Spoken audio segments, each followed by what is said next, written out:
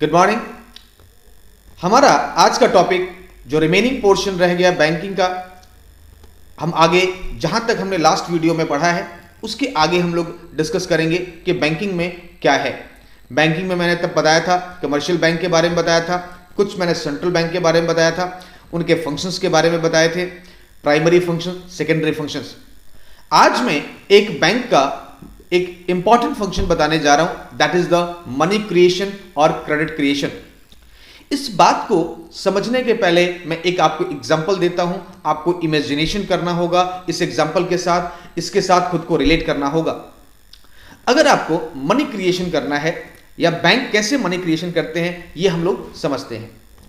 For example, आपने क्या किया, बैंक में 100 रुपए डिपॉजिट किया और आपको एक अजम्पशन लेना है कि सिर्फ एक ही बैंक है, ऑल ओवर इंडिया में एक ही बैंक है, आपको यह अज्यूम करना है। और आपने क्या किया, 100 रुपए डिपॉजिट किया। 100 रुपए डिपॉजिट किया, उसमें से बैंक ने क्या किया, 10 रुपए अपने पास रखे, 90 रुपए का लोन ग्रांट कर दिया। 10 रुपए क्यों रखे, that is the purpose of cash reserve ratio, अभी मैं समझाऊंगा उसको। तो बैंक ने क्या किया, 10 रुपए रख के 90 रुपए का लोन ग्रांट कर दिया। अब 90 रुपए किसको लोन दिया, मान लेते हैं कि कोई कार बायर था जिसको कार खरीदनी थी, उसने बैंक से क्या किया, लोन ले लिया। अब कार बायर 90 रुपए का लोन लेगा तो 90 रुपए जो है वो कार सेलर को पेमेंट करना है, और कार सेलर का अकाउंट भी उसी बैंक में है, क्योंकि हमने ये अजम्पशन लिया था कि एक ही बैंक है, क्योंकि सिस्टम तो एक ही है, बैंकिंग सिस्टम तो एक ही है। तो अब 90 रुपए जो है वो पहुंच गए कार सेलर के पास, और वो भी उसी बैंक में है, यानी बैंक के पास बैठे बिठाए 90 रुपए का डिपॉजिट और आ गया। अब बैंक क्या करेगी, उस 90 रुपए में कुछ पैसे 5, 7, 8 रुपए रख के, और फिर उसमें से मान लो 82 रुपीज उसने वापस फर्दर किसी को लोन दे दिया। अब की बार जिसने लोन लिया वो उसने मान लो मोबाइल परचेज करने के लिए लोन लिया या क्रेडिट कार्ड के हेल्प से लोन लिया। अब ये जो लोन है 82 रुपीज का, वो भी किसी पर्पस के लिए लिया होगा, मान लो मोबाइल परचेज करने के लिए लिया होगा। तो जो मोबाइल वेंडर है, मोबाइल सेलर है, उसके पास वो 82 रुपीज पहुंचेगा, और उसका भी अकाउंट उसी बैंक में है, यानी अब वापस वो 82 रुपीज बैंक के पास चले गए। अब बैंक ने क्या किया कि उस 82 रुपीज को अपने पास रख के और आगे फर्दर लोन दे दिया किसी और को। यानी मेरे कहने का एग्जाम्पल समझो, अगर सिर्फ मैंने 100 रुपया कैश डिपॉजिट कराया, उसके आधार पर बैंक ने पहला लोन 90 रुपए का दिया, दूसरा लोन 82 रुपए का दिया, इस तरीके से और फर्दर लोन बांटती चली जाएगी। अगर बैंक नहीं होगा या बैंकिंग सिस्टम नहीं होगा तो यह पॉसिबल नहीं है। हम ये अज्यूम करके चल रहे हैं कि आप ये समझ रहे हो कि हमारा बैंकिंग सिस्टम एक ही है, बैंक चाहे जितने मर्जी हो, कंट्रोल आरबीआई ही करता है।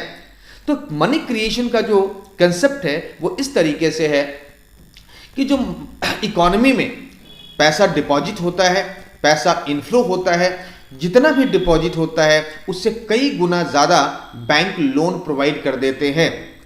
अब आपको मन में एक क्वेश्चन आना चाहिए कि बैंक अगर इतना लोन दे देते हैं, कल को कोई पैसा मांगने आएगा तो बैंक चुकाएंगे कैसे, देंगे कैसे? तो मैं एक बात बताता हूं। नॉर्मली एक ट्रेंड होता है, वो रिसर्च होता है, उसके ग्राउंड पे बैंकों को पता है कि लगभग टोटल डिपॉजिट का 5-7% लोग ही कैश विड्रॉ करने आएंगे, इसके अलावा कोई विड्रॉल करने नहीं आएगा। यानी कहने का मतलब यह हुआ कि विड्रॉल्स जो होंगी वो बहुत कम होती है, नॉर्मली 5-7% के आसपास होता है।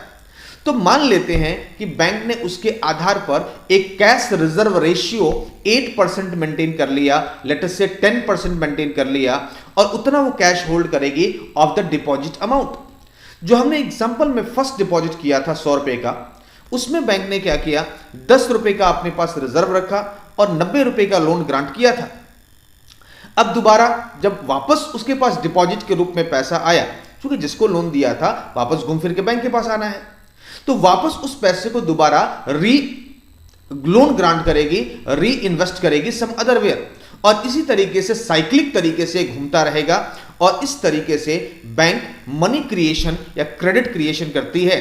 कुल मिला के मेरे कहने का मतलब यह है कि अगर हम बैंक में 100 रुपए डालते हैं तो इट मे बी पॉसिबल कि बैंक 500 या 1000 रुपए का लोन ग्रांट कर दे या लोन प्रोवाइड कर दे। तो ये एक तरीका है मनी क्रिएशन का या क्रेडिट क्रिएशन का। जो मैंने कहा 10% बैंकों को अपने पास रखना है, वो परसेंटेज कैश फर्म में रखना होता है, उससे हम लोग SLR स्टैट्यूटरी लिक्विडिटी रेशियो या CRR कैश रिजर्व रेशियो के बारे में उस रूप में रखते हैं। अब इस बात को और थोड़ा डेप्थ में ले जाते हैं। CRR क्या होता है हमें यह समझना है। कैश रिजर्व रेशियो क्यों मेंटेन किया जाता है? मान लो कि आपका डिपॉजिट बैंक में है और आप बैंक में पहुंच गए कि मुझे इतना कैश विड्रॉ करना है, 5 लाख रुपए निकालने हैं, 10 लाख रुपए बैंक से निकालने हैं। कई बार आप जाओगे ना अपने बैंक में तो सडन इतने पैसे निकालने होंगे, बैंक वाले कहेंगे कि इतने पैसे अभी हमारे पास नहीं है, हमें अरेंज करना पड़ेगा जी, कुछ समय दो। ये होता है ऐसा। तो एक्चुअल में जितना डिपॉजिट होता है उसका बहुत कम percentage normally withdrawal of cash होता है। तो उस तरीके से उसके अंदाजे से ये एक रेट डिटरमाइन किया जाता है कि कितने लोग आएंगे। ये अपना एक कैलकुलेशन होता है। इसके अलावा हमारी central bank reserve bank of India एक रेट डिटरमाइन करती है कि इतना आपको कैश मेंटेन करना है। अब देखो, बैंक अपने जो रिसिप्ट है, एक्सेप्टेंस है, वो उसे कहां इन्वेस्ट करेगी, बैंक की अपनी मर्जी है। लेकिन आरबीआई ने एक लिमिटेशन लगा रखी है स्टैट्यूटरी लिक्विडिटी रेशियो के बारे में, SLR के बारे में एक मेंटेन करना है कि कम से कम आपको इतना कैश मेंटेन करना है, या जहां हम कह रहे हैं, हम मतलब आरबीआई कह रही है, वहां पे उनको इन्वेस्ट करना है।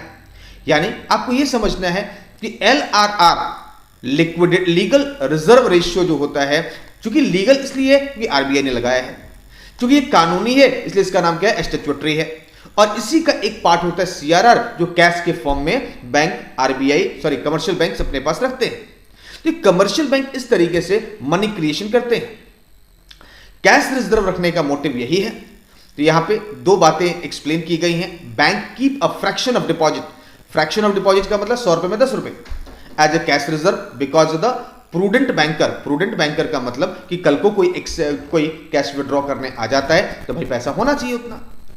तो उसके नो टू थिंग्स, वो दो चीज जानती है। Number 1, all deposit do not accept the bank for withdrawal of money.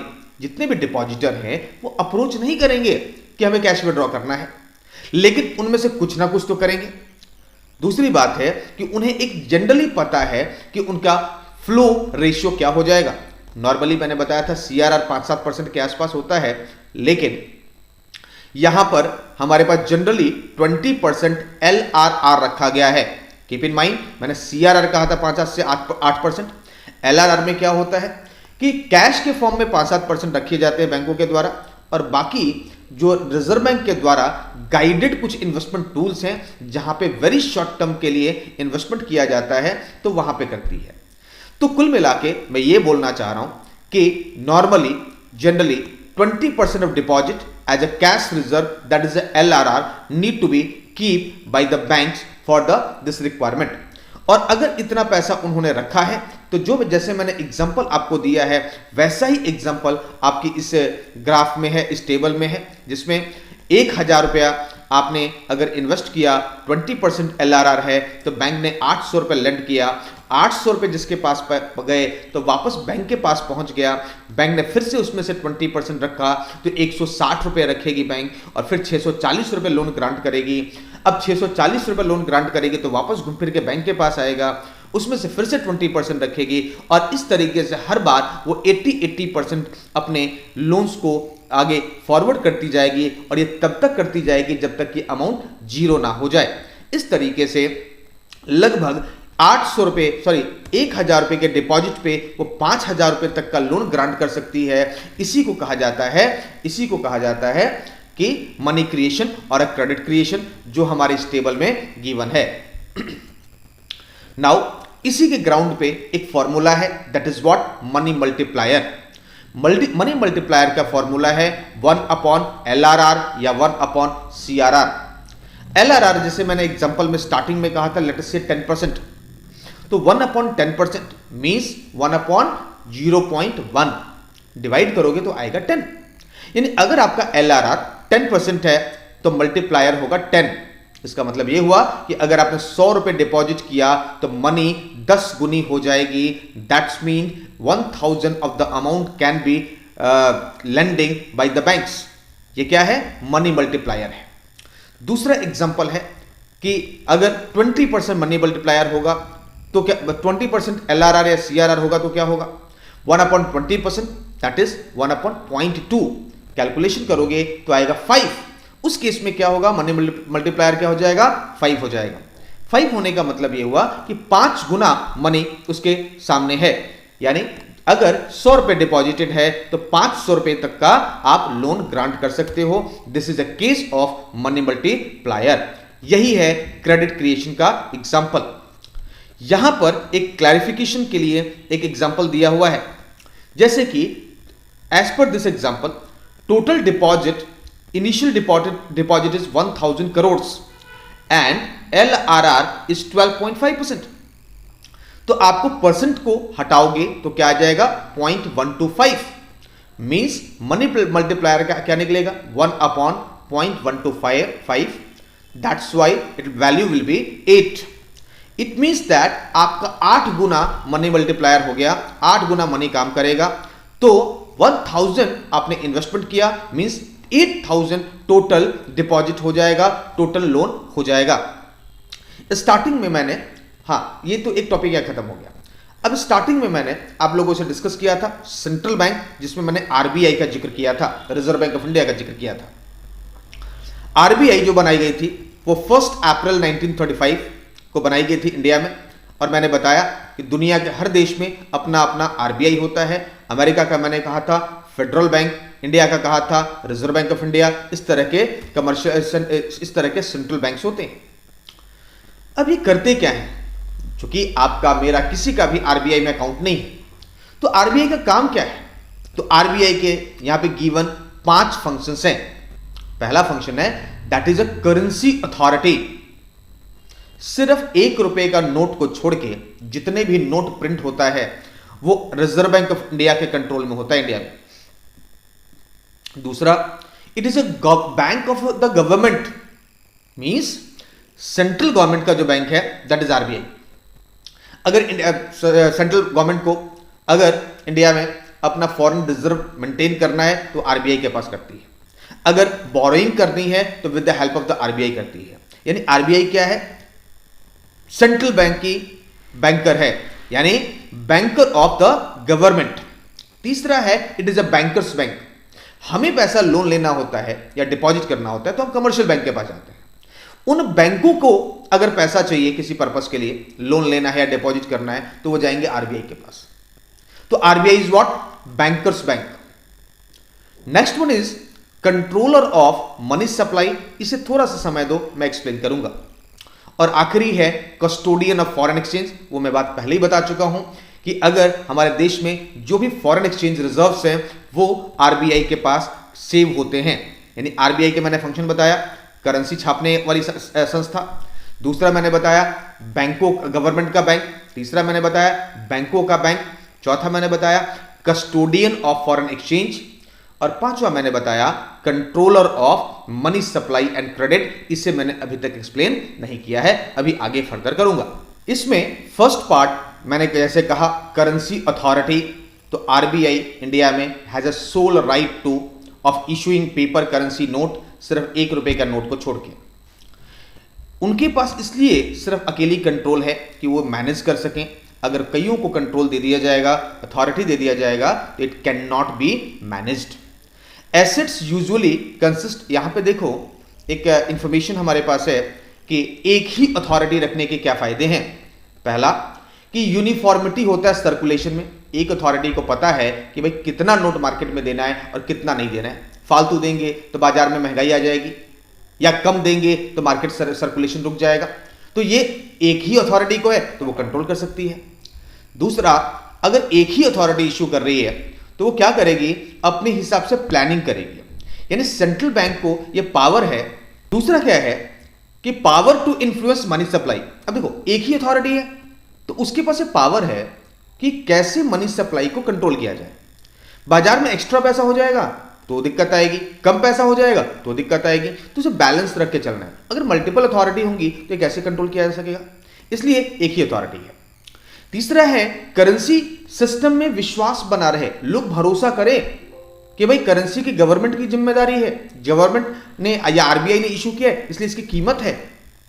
अगर कोई इस तरीके से मल्टीपल एजेंसी होंगी तो लोगों का इस पे से विश्वास उठ जाएगा और स्टेबलाइज करती है not only our currency supply, साथ में फॉरेन एक्सचेंज को भी बैलेंस करती है, स्टेबलाइज करती है। कहने का मतलब यह है कि एक अथॉरिटी होती है तो वो मैनेज करना उनके लिए आसान है, उन पे विश्वास बना रहता है, सुपरविजन और कंट्रोल करना आसान है, मनी सप्लाई और डिमांड को बैलेंस करने की कोशिश करती है रिजर्व बैंक ऑफ इंडिया। तो दैट्स वाई एक ही अथॉरिटी होनी चाहिए। दूसरा मैंने कहा बैंकर्स ऑफ द गवर्नमेंट, मैंने कहा स्टेट बैंक और सेंट्रल गवर्नमेंट। अब स्टेट बैंक में आप हो सकता है जम्मू कश्मीर को हटा दो, लेकिन आजकल तो वो भी इंक्लूडेड है धारा 370 हटने के बाद। यानी जितने भी state bank and central bank है उनको ये एडवाइजरी देती है आरबीआई कि उन्हें किस तरीके से फाइनेंशियल प्लानिंग करनी चाहिए। वो एक तरीके से बैंकर, एजेंट, फाइनेंशियल एडवाइजरी का काम आरबीआई करती है सरकार को। नॉट ओनली दिस थिंग, साथ में कैश बैलेंस उनका मेंटेन करती है, साथ में रिसीट एंड पेमेंट का जो करेंसी, ये जो टैक्सेस आते हैं, आप देखोगे जीएसटी की जितने भी डिपॉजिट होते हैं ना वो आरबीआई के पास जाता है।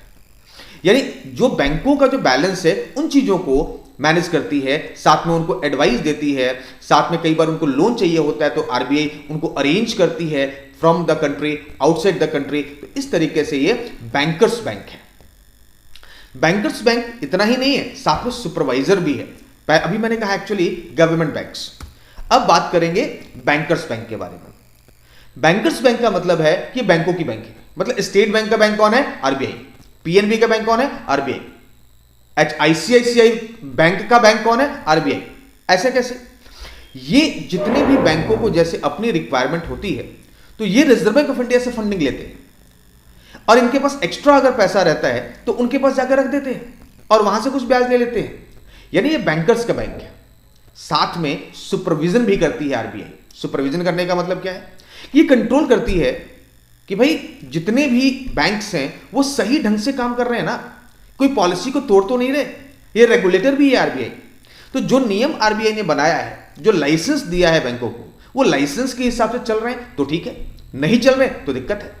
तो उनको कंट्रोल करने का काम करती है। उसके अलावा कस्टोडियन ऑफ कैश रिजर्व, अभी मैंने कहा कि हर बैंक को अपना cash reserve, CRR, SLR maintain करना है। तो भाई किसके पास रखेंगे वो? तो रखेंगे आरबीआई के पास। तो आरबीआई क्या करेगी? सीआरआर को, कैश रिजर्व रेशियो को कस्टोडियन के रूप में संभाल कर रखेगी। That is why it is a bankers bank. दूसरा है it is a lender of last resort. Lender of last resort का मतलब है कि सबसे अंत में अंतिम ऋणदाता जो है आरबीआई है। हम बैंकों से लेंगे लोन और बैंक आरबीआई से लोन लेंगे।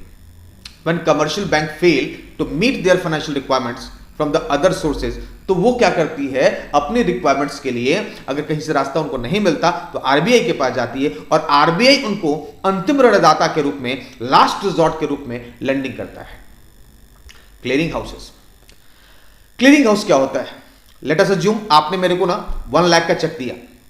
आपने जो चेक इशू किया तो आपका बैंक मान लो स्टेट बैंक है और मेरा बैंक पीएनबी है। जब आपने चेक इशू किया तो उस पे स्टेट बैंक को पीएनबी की डिटेल नहीं है और पीएनबी वालों को स्टेट बैंक की डिटेल नहीं है। चेक मेरे पास आया और मैंने क्या किया? पीएनबी में डिपॉजिट करा दिया। पीएनबी क्या करेगी? उस चेक को लेके आरबीआई के क्लियरिंग हाउस में जाएगी। आरबीआई की क्लियरिंग हाउस वो इंफॉर्मेशन भेजेगी स्टेट बैंक ऑफ इंडिया को। State Bank of India check करेगी कि सही चेक है क्या, और अगर सब कुछ ठीक है तो आपके अकाउंट से पैसा माइनस हो जाएगा और वो क्लियरिंग हाउस होते हुए मेरे बैंकों में पहुंच जाएगा, यानी मेरे पीएनबी में पहुंच जाएगा। तो ये पूरा मैकेनिज्म जो है ना, इसमें एक सिस्टम काम करती है एज ए क्लियरिंग हाउस और वो मेंटेन करती है रिजर्व बैंक ऑफ इंडिया। यानी क्लियरिंग हाउस के रूप में भी आरबीआई एक सर्विस प्रोवाइड करती है बैंकों को, जिसमें चेक्स को क्लियर करने में मदद मिलता है। नॉट ओनली दिस थिंग, साथ में as a supervisor, as a regulator बैंकों को गाइड करती है कि यहां पर इससे ज्यादा लोन मत दो, अगर लोन दोगे तो यह रिस्की हो जाएगा। कई बार गाइडेंस करती है और कई बार बैंक नहीं मानते हैं तो रूलिंग्स भी लेके आती है, जिससे बैंकों को मानना कंपलसरी होता है। तो इस तरीके से मैंने कहा कि RBI is a bankers bank. यहां पर दो टॉपिक और बीच में आ रहे हैं, रेपो रेट और रिवर्स रेपो रेट के बारे में। अब देखो, अगर एक बैंक है वो आरबीआई के पास डिपॉजिट कर देती है पैसा, तो आरबीआई उसे ब्याज देगी नेचुरल, और साथ में जब बैंक को पैसा चाहिए तो आरबीआई से मांगती है तो पे आरबीआई ब्याज लेगी। तो आरबीआई क्या होगा, ब्याज ज्यादा रेट से लेगी और कम रेट से देगी। यानी अब समझो रेपो रेट क्या होता है। Repo rate is a rate which the central bank of country, that is the RBI, lend money to commercial bank. मतलब आरबीआई अगर कमर्शियल बैंक को लोन देती है और उस पर जो ब्याज लेगी वो रेपो रेट है।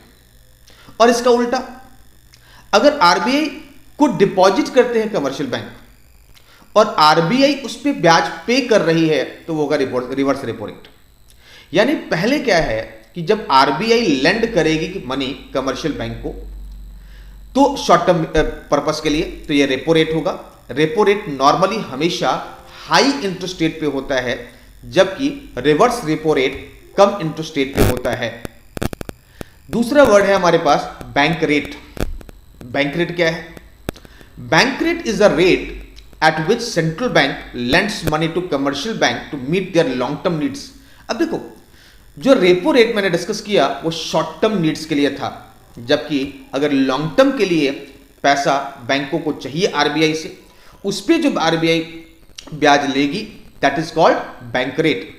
तो हमेशा अगर हम लोग बैंक से लोन लेंगे ना तो हमेशा हमें बैंक रेट से ऊपर ही लोन मिलता है, क्योंकि आरबीआई जिस रेट से बैंक रेट पे दे रही है ब्याज, तो हमसे बैंक उससे एक्स्ट्रा ही चार्ज करेगी। RBI has been actively using bank rate to control credit. अगर मान लो कि आरबीआई को इच्छा है कि मार्केट में इंटरेस्ट रेट मान लो 8% चल रहा है और आरबीआई चाहती है कि 10% हो जाए, तो आरबीआई कुछ नहीं करेगी, अपना बैंक रेट बढ़ा देगी। इसके बढ़ाते ही जितने भी कमर्शियल बैंक है वो आम जनता में अपना इंटरेस्ट रेट बढ़ा देंगे, और ऐसे करते ही बाजार में इंटरेस्ट रेट बढ़ जाएगा और लोग लोन लेना कम कर देंगे और मनी सप्लाई कम हो जाएगी। बैंक रेट, मैंने कहा कि bank rate long term needs के लिए कमर्शियल बैंक्स आरबीआई से लोन लेती है। अब रेपो रेट और बैंक रेट में फर्क क्या है? तो repo rate is applicable for the short term lending by the RBI and it is governed by the short term interest rate, while the bank rate is about the long term lending by the RBI। दोनों case में RBI ही lending करता है। Reverse repo rate मैंने आपको साथ ही बता दिया था, जिस रेट पर RBI ब्याज देती है that rate call the reverse repo rate commercial bank को। RBI का अगला फंक्शन है open market operations. Open market operation का मतलब है कि central bank of India that is RBI market से खुद ही सिक्योरिटी को परचेज और सेल करती है। सिक्योरिटीज का मतलब क्या? That may be debenture equity and sometime it may be the foreign exchange also. RBI is authorise to sell and purchase treasury bill and the government securities. अब keep in mind, अगर बैंकों ने एक treasury bill issue किया हुआ है, government ने treasury bill issue किया हुआ है और उस ट्रेजरी बिल की पेमेंट करनी है तो वो आरबीआई करेगी। तो आरबीआई क्या करती है कि उस ट्रेजरी बिल को परचेज कर लेती है और उसकी पेमेंट कर देती है। उसी तरीके से कई बार आरबीआई अपने कुछ सिक्योरिटीज इशू करती है और वहां से पैसा कलेक्ट करती है। एक्चुअली ये रिक्वायरमेंट सेंट्रल गवर्नमेंट की होती है और उनके बिहाफ पर आरबीआई क्या करती है? ओपन मार्केट ऑपरेशन करती है। तो RBI is authorise to sell and purchase the treasury bill and the government securities. Normally ये ओपन मार्केट ऑपरेशन जो होता है वो गवर्नमेंट सिक्योरिटीज के लिए होता है। इसमें आरबीआई क्या करती है? Sales and purchase of security to reduce of the reserve in the commercial bank. अब देखो, कमर्शियल बैंक के पास बहुत सारा रिजर्व है, कैश पड़ा हुआ है, तो आरबीआई कुछ इस तरीके से पॉलिसी बनाती है जिससे उनका रिजर्व रिड्यूस हो जाए। तो रिजर्व को अगर रिड्यूस करना है तो आरबीआई क्या करेगी? सेल ऑफ सिक्योरिटी करेगी। सेल करेगी तो उनके पास जो रिजर्व है वो आरबीआई के पास आ जाएगा। और अगर उन्हें रिजर्व बढ़ाना हो, इंक्रीज करना हो रिजर्व को, तो क्या करेगी? परचेज ऑफ सिक्योरिटी करेगी। तो कब कब आरबीआई ओपन मार्केट ऑपरेशन कामयाबी से करती है? पहला, there should be exist a well developed and organise security market. ये तभी पॉसिबल है आरबीआई के द्वारा परचेज और सेल करना है सेंट्रल बैंक के द्वारा, जब वेल ऑर्गेनाइज सिक्योरिटी मार्केट है इंडिया में। एक्चुअली ये है। नंबर 2, जब sale and purchase of security करना पॉसिबल हो और वो अफेक्ट करता हो रिजर्व्स को। तीसरा, आरबीआई के पास फंड्स हो, पैसा हो। अगर आरबीआई परचेज करने जाएगी सिक्योरिटी को और पैसा ही नहीं होगा तो कैसे करेगी उसको। और चौथा, इसमें कोई फ्रॉडुलेंट फंक्शंस ना हो, यानी कोई धोखा देने के नियत से ना किया जाए। Fraudulent function in the value of the government securities ऐसा ना हो। कुल मिला के ये बहुत ज्यादा आपको सोचने की जरूरत नहीं है, आपको 2 बातें याद रखनी है। पहला, ओपन मार्केट ऑपरेशन एक ऐसा ऑपरेशन है जिसमें आरबीआई ओपन मार्केट से सिक्योरिटी परचेज करती है। जनरली ये गवर्नमेंट सिक्योरिटी परचेज करती है, इसे सेल भी कर सकती है। एक बात तो ये आपको याद रखना है। दूसरा, कौन कौन से कंडीशन है, तो पहला, आरबीआई के पास फंड होना चाहिए। आरबीआई तभी कर पाएगी जब ऑर्गेनाइज्ड मार्केट होगा।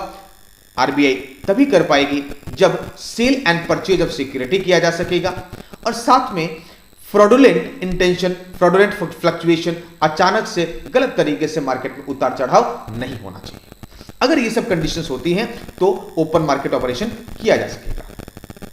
लीगल रिजर्व रेशियो मैं पहले ही बता चुका हूं, जिसमें मैंने आपको सीआरआर बता दिया है ऑलरेडी, मैंने आपको एसएलआर बता दिया है। CRR is part of the SLR. Normally SLR 20% होता है और सीआरआर 5 to 7% होता है। इसका मोटिव यही है कि लिक्विडिटी मेंटेन करने के लिए जो गवर्नमेंट ने, that's mean the central bank means RBI ने जो लिमिट्स डिफाइन किया है उसके हिसाब से कमर्शियल बैंक्स को ये रिक्वायरमेंट्स मीट विद करने होते हैं और इसके हिसाब से reserve bank of India control करती है। अब मार्जिन रिक्वायरमेंट्स आरबीआई कंट्रोल करने का एक और तरीका जानती है। मैं एक बात समझाना चाहता हूं, जो मैंने पहले स्टार्टिंग में कहा था कि मैं बाद में एक्सप्लेन करूंगा, मैं वो चीज उस टॉपिक पे आ रहा हूं। बाजार में मनी सप्लाई कई बार बहुत ज्यादा है। मनी सप्लाई ज्यादा होगी, लोगों के हाथ में कैश बहुत ज्यादा होगा तो इन्फ्लेशन बढ़ेगा और इन्फ्लेशन देश के लिए कई बार अच्छा नहीं होता। तो उसको रोकने के लिए गवर्नमेंट कई तरीके से आरबीआई की मदद से कुछ स्टेप्स उठवाती है। उसमें पहला स्टेप से होता है कि मनी सप्लाई रिड्यूस किया जाए। इसके करने के लिए पहला पार्ट ये है कि इंटरेस्ट रेट बढ़ा दी जाए। जब इंटरेस्ट रेट बढ़ता है ना तो क्या होगा, लोग बैंकों में एफडी कराने लग जाते हैं, तो बाजार में कैश कम हो जाएगा। और दूसरा, हाई इंटरेस्ट रेट की वजह से बिजनेसमैन ज्यादा लोन नहीं लेते, तो इन दोनों वजहों से बाजार में क्या हो जाएगा, मनी सप्लाई कम हो जाएगी। जब मनी सप्लाई कम हो जाएगी तो ये मार्केट में एक बैलेंस लेके आएगा, ये कंट्रोल करेगा। मेरे कुल मिला के कहने की बात ये है। अब ये होगा कैसे कि भाई मनी सप्लाई रिड्यूस करना है, तो समझ में आ गई बात। तो आरबीआई क्या करेगी, इंटरेस्ट रेट बढ़ा देती है। जैसे बैंक रेट अपना बढ़ा दिया, सीआरआर की रिक्वायरमेंट बढ़ा दी, एसएलआर की रिक्वायरमेंट बढ़ा दी, तो क्या होगा, बाजार में इंटरेस्ट रेट बढ़ जाएगा और इससे मनी सप्लाई रिड्यूस हो जाएगी।